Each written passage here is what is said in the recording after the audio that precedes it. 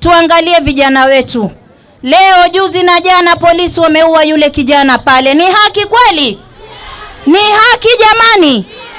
Vijana waachwe, manake kwenye katiba wanaruhusiwa kuzungumza, si ni kweli? Na hata pia vijana, mimi kama mama ninawaomba, yale maneno mnazungumza kwa mtandao chujeni. Ya maneno mengine yanaweza kuwaletea mitihani.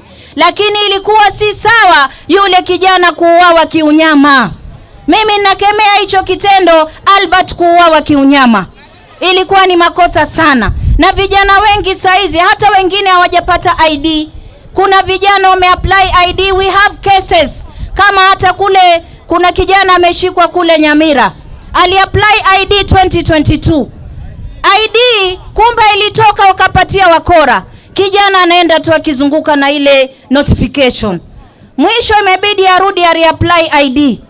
Akireapply wanakuja wanamwambia after 1 week ID yako ilitoka na ilifanya uhalifu mahali. Sasa kijana ambaye ni yatima, hana baba, hana mama, leo amewekwa ndani kwa cell, amewekwa kula anashtakiwa na kesi ya robbery with violence wakati hajapata ID. Ni haki kweli kina mama? Mimi namwambia Mheshimiwa Murkomen,